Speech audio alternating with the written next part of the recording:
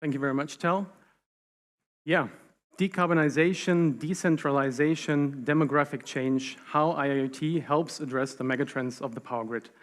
This is a somewhat cumbersome title, but I chose it because it perfectly describes the message that I want to convey today to you. Hello from my side, my name is Yannick Schäfer. I am Senior IoT Consultant in Central Europe for Vika, and I'm mainly focusing on monitoring projects in the energy industry. It is my pleasure to have the opportunity today to spend the next 30 minutes with you discovering a very interesting IIoT use case / business case. At first, a little bit about Vika, because I assume some of you do not know Vika yet. We are a German-based company founded in 1946. We are a manufacturer basically of all different types of measuring equipment, and we have factories and subsidiaries worldwide in over 45 countries. We have more than 11,200 employees worldwide, and our headquarters is located in the town of Klingenberg, which is southwest of Frankfurt in Germany. At our headquarters, we have around 2,000 employees, and we recently inaugurated our new innovation center, which holds very modern and highly automated production facilities, as you can see in the pictures, accredited test labs, calibration labs, and several hundred development engineers.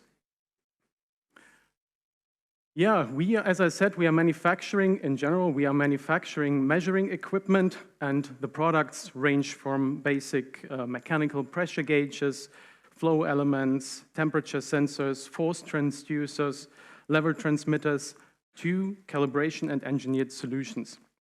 And furthermore, we have the, I cannot see it, the SF6 gas solutions. And SF6 gas is what I will be talking about to you today. For those of you who do not know SF6 gas, there might be some eye-opening insights for you today. And just to paint the full picture, these are the industries that we are active in. Probably at one point or another, you have been in contact with one of Vika's products without even noticing it. Basically, Vika is present in most industries, whether it's the process industry, machine building, food or pharma industry, and also future industries such as hydrogen or semiconductors. And of course, the industry that we want to focus in our use case with Cumulocity today, the energy transmission and distribution industry.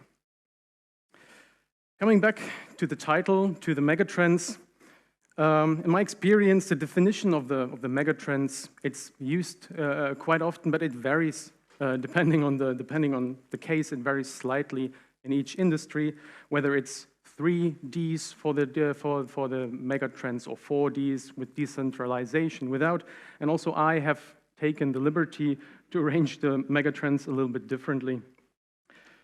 So, for the energy transmission and distribution industry, we have the following issues arising from the megatrends. First of all, the decentralization. What we see, especially in Europe, but all over the world, there are more and more renewable generation plants connected to the electricity grid, and they are decentralized. So that means they're not big power plants anymore. They are solar plant here, wind park there, connected with medium and small sizes. And also on the demand side, we have the demand for electrical vehicle charging, electrolyzers for creating hydrogen, grid batteries. All that leads to a decentralization of the grid, and therefore more grid connections that are required, because basically everything that is connected to a grid needs some sort of grid connection, a so-called substation. The second megatrend is the decarbonization. I do not have to explain too much about that. The climate change is omnipresent. We see it in our daily lives already. And also the grid, the electrical grid, is contributing to the CO2 equivalent emissions. We do have the Paris Agreement that by 2050 we shall reduce the CO2 emissions to net zero, and also not only the power generation plays a role in that, also the grid itself, with also the increasing demand for renewable energy to be produced safely and to be available wherever we are. And the third megatrend that we are addressing is the demographic change. On one hand, we have the growth of the human population from today 8 billion to projected 10 billion in 2060. And especially in the industrialized countries, in Europe, in the US, we have a growing number of elderly people that are not in the workforce anymore. And well, I can say at least for Germany, we have the issue that there's not enough young people coming up, being trained to replace these people that are going out of the workforce, especially in the electrical grid, where we have people that have been working 30, 40 years, that are experts or have been experts in their fields, but now are moving out of the workforce and simply are not available anymore. And this lack of qualified workforce is in total contrast to the demand for more and more substations that we need to connect the new assets to the grid. And of course, in general, we have an increased demand for infrastructure, for energy, water, food due to the urbanization. So these are the megatrends, and we are addressing them with the fourth D, with the digitalization, with IoT. And how are we doing this? First of all, let's take a look at the grid. I hope at least some of you will be able to see it. Just to give you a general summary of how the electrical grid works, we have different voltage levels. So on the bottom, below the red dots, you have the low and medium voltage grid. Traditionally, this is where industries are connected, this is where households are connected, but now, due to the decentralization, also small power plants, renewable energies are connected. And on top, you have traditionally the transmission grid, everything basically above 110 kilovolts in Europe, where the energy is transmitted through lines over longer distances and where large industries and power plants are connected. These rings that we have in all of these interconnectors, they represent the so-called substations. They look like this. You might have seen them somewhere outside in the field. They might also look different. They consist of transformers, overhead lines, measuring equipment, and several other parts. And mainly also one crucial part are switchgears and breakers. Switchgears and breakers are important. You can imagine they're like your light switch at home, or like your fuse, like your MCB in your household. They act for two different things, basically. One, they can disconnect these powers from the grid. For example, if they're doing maintenance and you need to do maintenance on them, you need to disconnect them. And also if there's a fault, for example, if there's a short circuit, you need these switchgears to be able to cut that short circuit, just like in your home when you have a short circuit, your miniature circuit breaker, your fuse, breaks and disconnects that. And these substations, many of these switchgears, they are gas insulated. They use a special gas to avoid the very high voltage from creating flashovers and thereby destroying the grid or the equipment itself. And this gas also makes them safe to touch, so you can work on them. And they look very differently. Maybe some of you have seen them, but basically what I want to convey, you have this SF6 gas insulated switchgears everywhere, whether it's indoor, outdoor, insulated breakers, but also in wind parks. For example, inside of wind turbines or right next to wind turbines, you need breakers in order to disconnect them safely from the grid. And the gas that is used for this insulation is called SF6, and SF6 sulfur hexafluoride has the big advantage. I won't go into too much detail here, but on the left side you can see that its breakdown voltage is compared to regular air, it's double, so that means it can It had double the installation capability of air, and on the right side you can see even more impressive its ability to interrupt short circuit, where you can see on the left side the SF6 gas, on the right air. It's around 100 times the capability of air. And in short, this means without SF6 there would be no high voltage grid as we know it today. Well, coming to the IoT part shortly. This gas, how great it might be, it has huge disadvantages. It can displace oxygen because it's heavier than air. It creates decomposition products that can be toxic for humans, but it is also the strongest greenhouse gas that is known to man. So 1 kilogram of SF6 gas that is emitted into the atmosphere equals 23.5 tons of CO2 equivalent.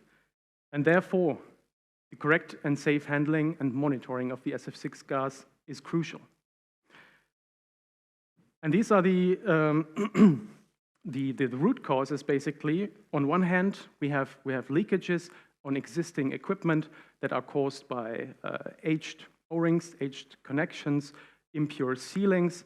And if we lose this gas, the density will shrink inside the compartment, and this can lead to failures. And also we have the emission of the gas into the environment, which is a huge contributor to the climate change effect. And classically, this is where IoT will come into place, this gas is monitored with mechanical so-called gas density monitors that are connected there. And that only indicate an error once a certain threshold has been crossed. On the other side, we have humidity that is ingressing into these equipments and through the material to unsuitable handling. And the problem is this humidity also contributes to a loss of insulation capability, and it also creates decomposition products which shorten the lifetime of the assets. And even this humidity, traditionally in this industry, is only detected, well, by accident mostly. So every 1 to 6 years, a gas sample is taken, and then they might find humidity in there. And especially critical grid nodes, they need to, Gas-insulated switchgears, they have a very long lifetime. It says here 30 to 50 years, but mostly it's even more. And mainly in the second half of their lifetime, the SF6-related failures, they start to build up. And especially in Europe today, we are installing lots and lots of new substations, new switchgears, but we also have loads of old infrastructure that is already in this area, older than 15, older than 30 years. And we cannot replace them because our full capacity currently is on building new substations, new switchgears. And therefore, the old and existing equipment needs to be operated as long as possible. And the focus, of course, is on critical grid nodes. They need to remain operational. On one hand, important substations that are not redundant, for example, for feeding critical industry like aluminum smelters, or also for hospitals. And on the other hand, remote substations that are hard to get to. So usually these substations are unmanned, like for offshore wind parks. And you need, if they have a failure, you need an expensive helicopter to get there. So what we are doing through IoT is a transition. We are moving away from this activity-based information of the asset over density and humidity via these mechanical sensors or gas samples that are taken through live measurement and forecasting for these values for electrical switchgears. And we're doing that by adding, that is important here, we're not replacing the mechanical devices, we are adding digital sensors that we are manufacturing to the switchgear. And these sensors, they are measuring pressure, temperature, the important density, plus also humidity. We have different variants of them, and they are connected via, for example, Modbus, LTE, or LoRaWAN. And we are bringing these measurements, these information to the Cumulocity platform in a first step. So that's how we are evolving from being only a sensor manufacturer to providing basically a holistic solution. We are providing the whole picture. That means we are starting from creating the adapters, manufacturing the adapters that we are able to connect these additional sensors to the switchgear. Of course, the digital sensors themselves, the field communication via Modbus cables or wireless via LoRaWAN with our partners, the cloud service, of course, with the Software AG and Cumulocity platform, public APIs to which the switchgear operator can connect and retrieve the data, a dashboard specifically made for these for monitoring these gas-insulated switchgears, and which alerts the operator before something even goes wrong. And how do we do this alerting before something goes wrong? We have specific algorithms, because we have been working in the SF6 gas industry for more than 30 years now. And with this experience, we have built analysis software. The problem is that density and pressure values, they fluctuate over time. There is maybe 6, 7, 8 bar in the compartment, and over the year, because these assets are long-lasting, 30, 50 years, as I said before, we're monitoring them for a long time, and they fluctuate over this time. Especially when there's weather, or in extreme weather conditions, sun, or in extreme winter conditions, these measurements are never linear. And therefore, we have created an algorithm which detects leakage extremely early. And they also predict when a certain threshold will be crossed in the future. So certain thresholds, that means these are thresholds that are technically necessary for the switchgear to be operational. And as we can see, well, you cannot see it in the example, but on the right side, these scenarios that we are creating. And in the first example on the right side, the threshold would be crossed in 261 days. This is the value that we are giving to the operator. That means he has 261 days to act before his asset becomes dysfunctional. While we're doing that, the analytics software is also detecting anomalies and removing these anomalies in a process before we are applying our algorithms to do the forecast. These anomalies could be, for example, communication issues, where there have been wrong measurements have been transmitted. Often it's zeros that have been transmitted that we are removing. Manual gas handling, that someone is at site removing gas, adding gas, which is also measured, or extreme temperature changes. And while removing these anomalies before we apply our algorithms, we can provide an extremely accurate picture of what the future for this switchgear will look like. That's how we create these small, narrow corridors. And now let's take a look at the impact. We have talked a lot about the what, the why, and the how. Let's see what impact this makes. With the mechanical gauges that we see here on the side, we usually say that we can detect leakages once 5% of the gas has been lost. That means you can see on the left side we have already lost a lot of pressure, and the gas is gone. The gas is in the atmosphere. We cannot retrieve that gas anymore. At that point, the switching contact switches and the operator is notified. With digital monitoring plus the forecasting, our experience is that we can detect leakages starting around 0.5%. So our advantage our value that we can provide to the operator is the delta, the blue delta in the middle. So for an average gas compartment of around 16 kilograms of SF6 gas, we could avoid around 720 grams of SF6 gas for one gas compartment if we detect the leakage with our forecast instead of with the mechanical devices. This may not sound much, 720 grams, but think back to the beginning and multiply it with the factor that we need to come to the CO2 equivalent.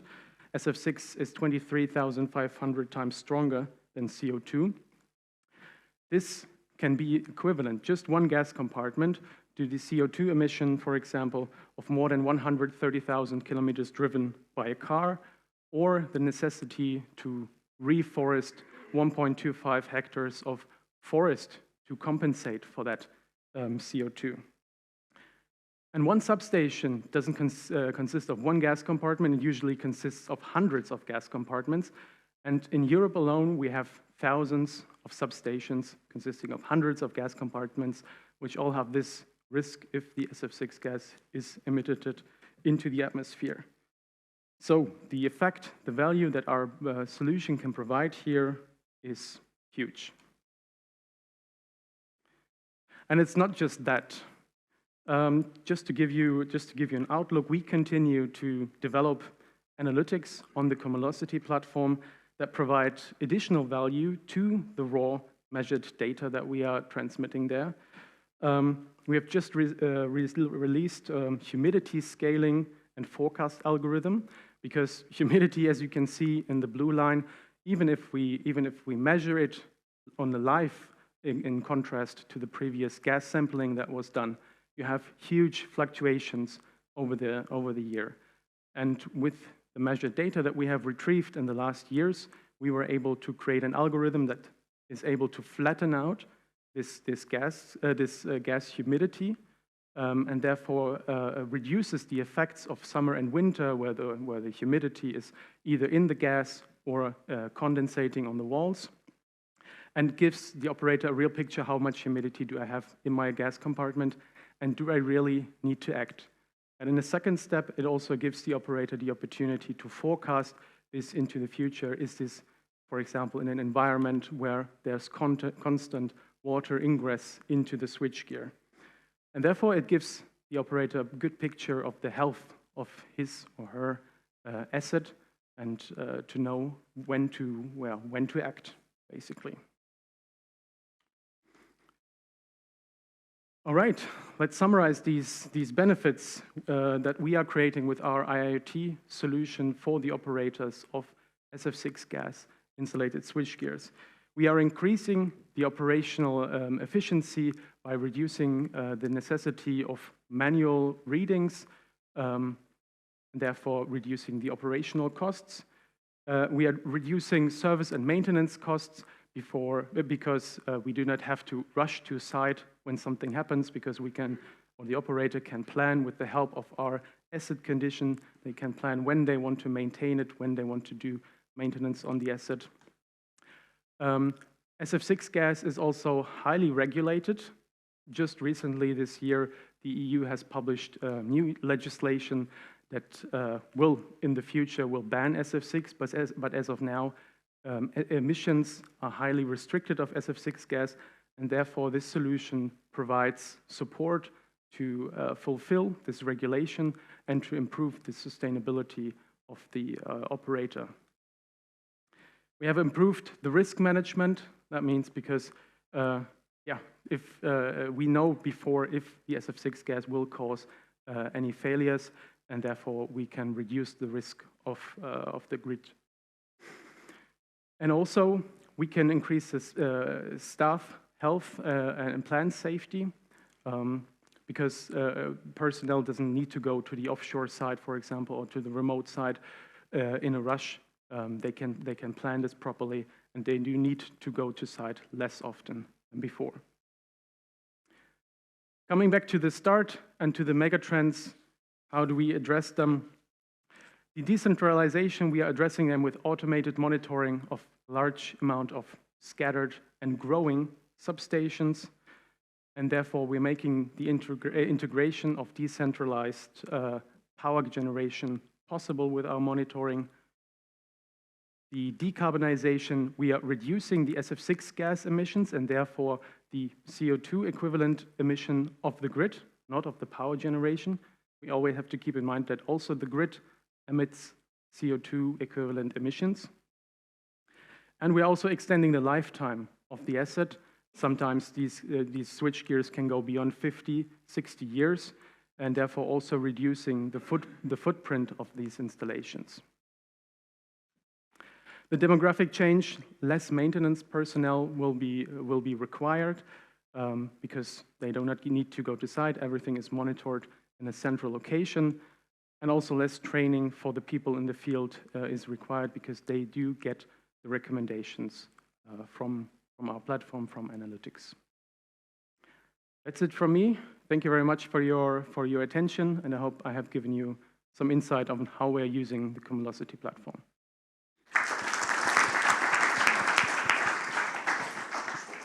Questions?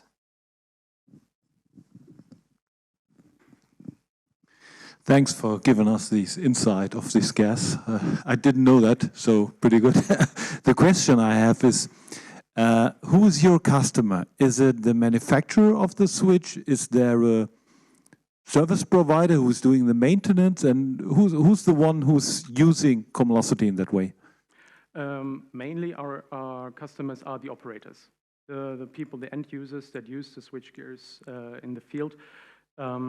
Because these are retrofit solutions mainly, so for existing plants in the field, and they have the biggest interest in reducing their SF6 emissions. And also sometimes they use our solution purposely and not a solution by the manufacturer, because they're also checking if the leakage that the manufacturer is guaranteeing them is also fulfilled, and therefore they are trying to use a third-party and independent solution.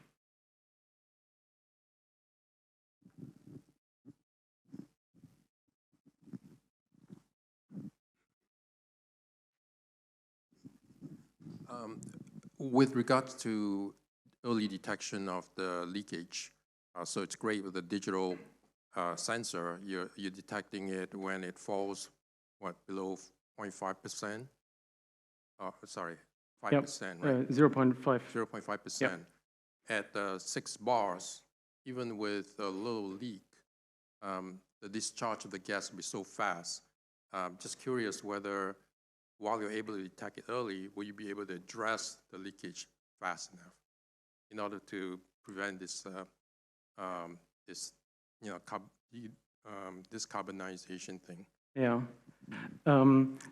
We are talking about large time spans here. So a leakage of 0.5% is something that can happen for a few months, and it will be a small leakage, and we will be able to address it. There are like leak detectors that can be used to find the leak and then seal it off, so that there can be immediate action taken. Yeah. Other questions?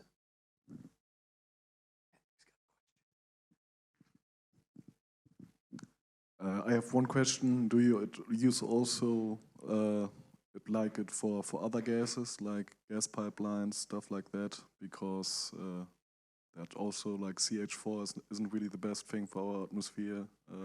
Yeah. That's right. In Vika, we are CH4 is in oil and gas industry.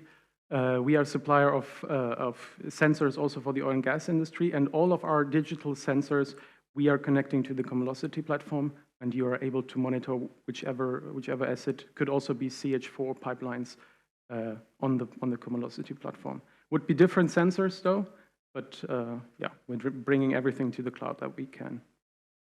Thank you.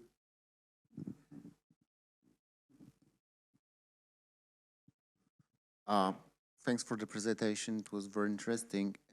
But I have a question. If you because you said you are connecting that Cumulocity platform, all of your sensors for different purposes, different use cases, different customers.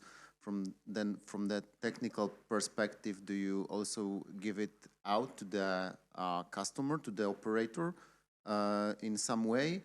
And if you do, then how you do that. If you have so many sensors, so many industries, so many different customers, so do you use like a subtenant for Yep. for every of the customer?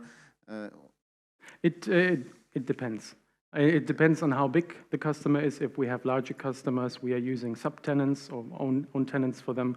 We are also deploying the solution on-prem for very large customers who feel more comfortable using the platform on their premises.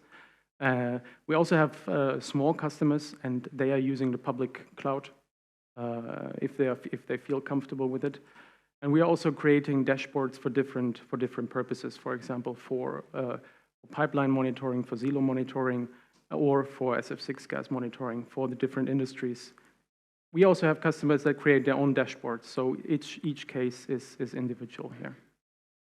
I rather mean from, you know, security reasons, not Yeah. to mix the data, No, not to no. expose the data of the, No. so you mean that you are delivering it as a project for some of the customers, that Yeah. you deliver your tools, your sensors together with the platform, like a dedicated one for the customer? Exactly, yeah. Okay, that's interesting. Thank you.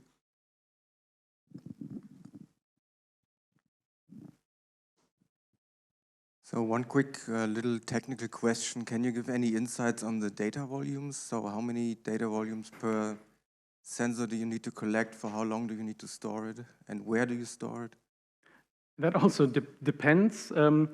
So our experience is we collect usually data every 30 minutes to 1 hour, measurements for SF6 gas of at least density, pressure, and temperature.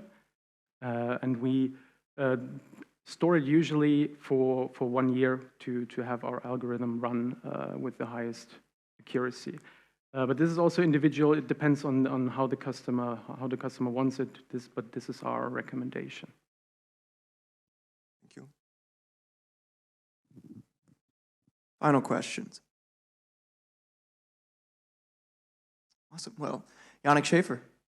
Thank you.